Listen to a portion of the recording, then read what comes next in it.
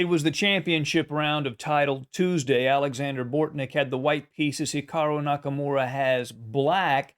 And Bortnik, if you're not familiar with him, he's a 26-year-old Ukrainian grandmaster, and he's quite strong. He's not as well known as some of the other players, but he's regularly at the top of Title Tuesday. And in this game, he plays a Jobava London opening against Nakamura, who plays a very different approach, one that you usually don't see in the repertoire books on the Jobava. So if you play the Jobava London, you're definitely going to want to see this game.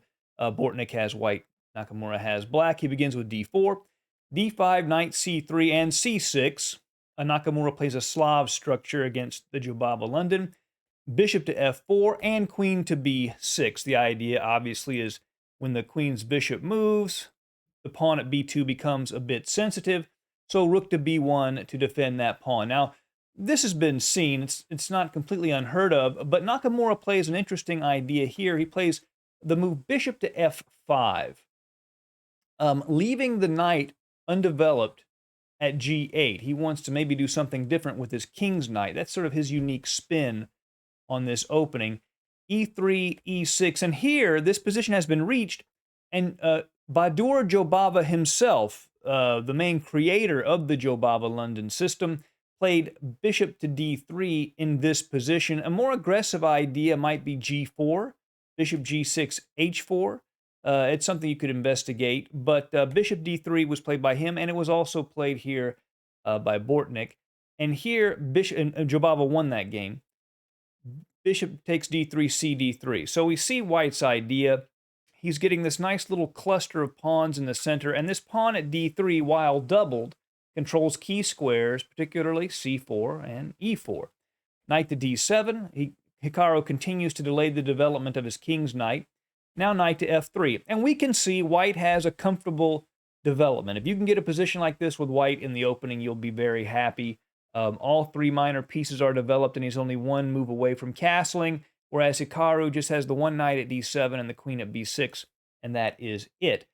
And Hikaru plays a5. He still doesn't develop any of his kingside pieces, and this is an idea basically to maybe place a piece on b4, but really to slow down White's traditional minority attack idea. Castles from White, and I think it's fair to say White has a bit of an edge here already, a slight advantage. So if you play the Jobava London, you could play this and feel pretty confident. A knight g to f6 finally, and now e4.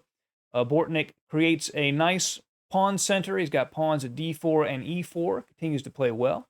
Bishop to e7, and now he plays e5, gaining space against that knight, which has to either retreat to its home square or come somewhere that's uncomfortable. So he goes back to g8. And now, continuing the very standard plan in this position, a3 was played. Another aggressive idea is h4, but a3 was played in the game. A good idea. Bishop d8. Basically, Hikaru, he's got to develop these kingside pieces, and this knight has already gone from f6 back to g8. So he moves the bishop to clear the e7 square, so the knight maybe can go to f5 later. Bortnik plays b4.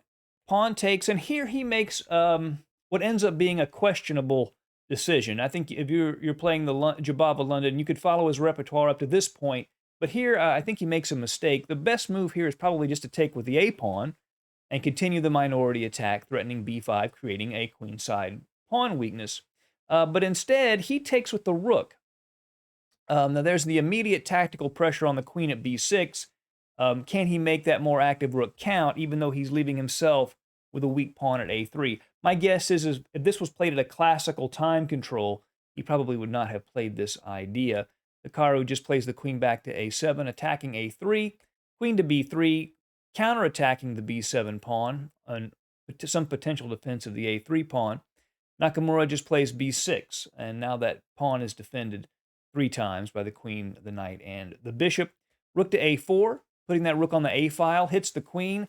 The queen moves, and here Nakamura would have been well served, Bortnik would have been well served to probably go ahead and trade off those rooks, because the rook at a4 is not well placed.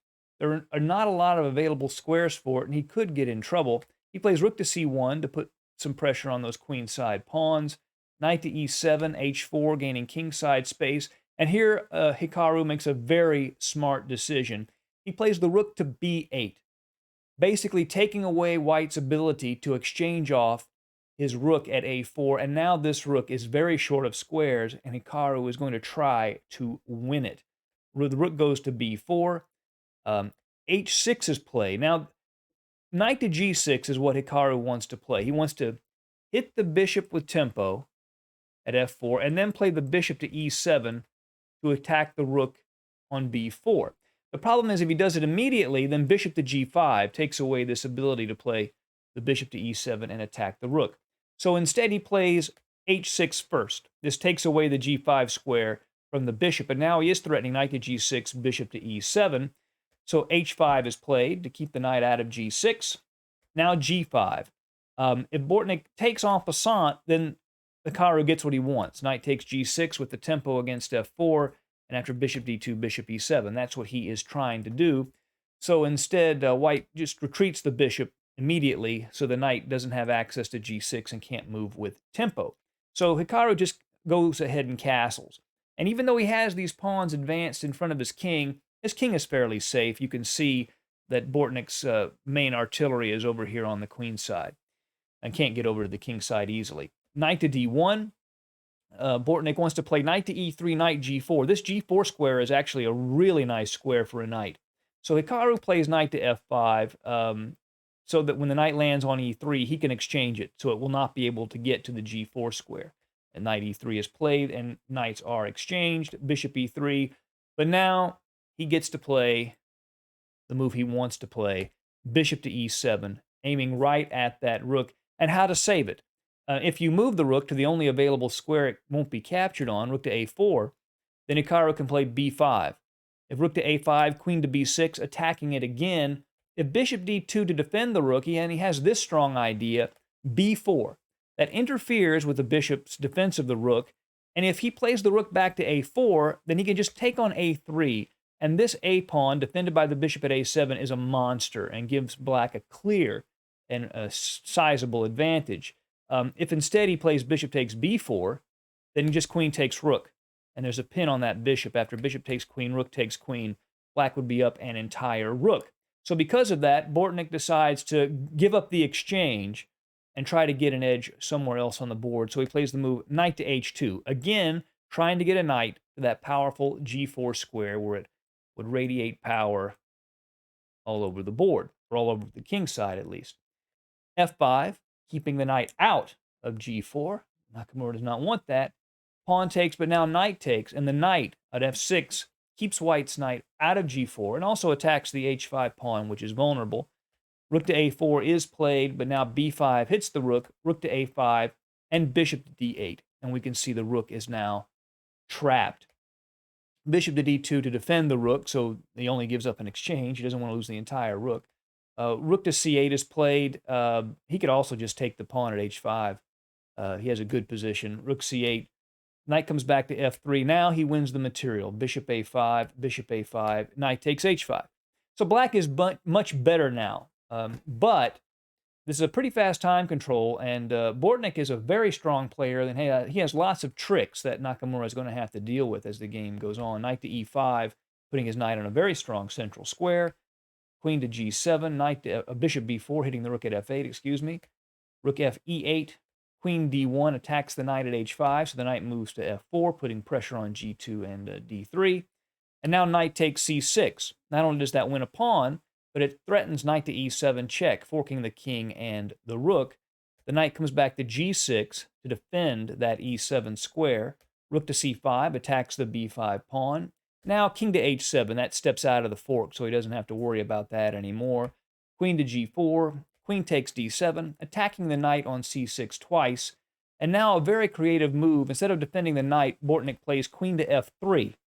So if Nakamura takes that hanging knight on c6, after rook takes, queen takes, you would have queen to f7 check. And after king h8, queen to f6 check. And this is actually a draw because this bishop controls the f8 square. The king just can't go anywhere. He's just totally, it's just going to be a repetition, so it would be a draw. So Nakamura has to deal with that. So he plays rook to f8, controlling that square and attacking the queen. Queen goes to h5. Now he takes the knight. Rook c6, queen c6, bishop takes f8. So he would like to just take the bishop, right? I mean, that makes sense, just knight takes f8, but that doesn't work either, because then queen to f7 check, king h8, queen takes f8 check, and Bortnik has at least a draw. He doesn't have any more than that, I don't think, but he could just go back and forth between f7 and f8, and it would be a perpetual check. So Nakamura has to get this bishop, but without taking it with the knight. So how does he do that? Can you see the pattern? That's right, he plays queen to c1 check. The king is now forced to h2, and then queen to f4 check with a double attack on the king and the bishop. King g1, queen takes f8, winning the piece. Queen to e2, queen takes a3, queen d4, or excuse me, queen e6, queen c1 check, king h2, queen to f4 check. Nakamura wants to get these queens off the board, and white is looking obviously for some sort of perpetual against black's king. King to g1, queen takes d4, queen to d7 check. The queen comes back to g7 to block that check. Queen takes b5. Queen f7 defends the d5 pawn. d4, knight to f4, g3, knight to h3 check. So now he's attacking the f2 pawn twice with check. So king g2, and here Nakamura plays g4, sort of screwing that knight right into place on h3 so it cannot be dislodged. Here, f4 was played, and it looks like Nakamura can't take that pawn en passant because it would leave the knight on h3 hanging, but in fact that was the best move. He did not play it, but it was the best move. The problem is after king takes knight, queen to h5 is checkmate. So that would have been a good move. Instead, he plays the move queen to e6, threatening to enter with the queen on the king side. Queen to b1 check, but now queen to e4 check. Hits the queen and the king, and that forces the exchange of queens. Queen takes e4, de4. Now, Bortnik plays on. He's hoping that he can use these pawns to freeze the king, and then the knight will have nowhere to go. That's sort of the long shot hope here. d5, king to g6, king to f1, king to f6, king to e2. And here, Nakamura makes a very strong, practical decision. He plays knight takes f4, check. He gives up the knight for a pawn, guaranteeing him a winning king and pawn endgame. And after gf4, g3, king e3, h5, d6, king to e6, there's nothing more to do. He takes on e4, but then after g2, Nakamura wins the game, and he wins title Tuesday. Even though the Jobava London didn't win in this game, we still saw a very excellent repertoire approach if someone plays against you the way Nakamura played against Bortnik. Hope you enjoyed the game. See you again soon at Chess Dog. Goodbye.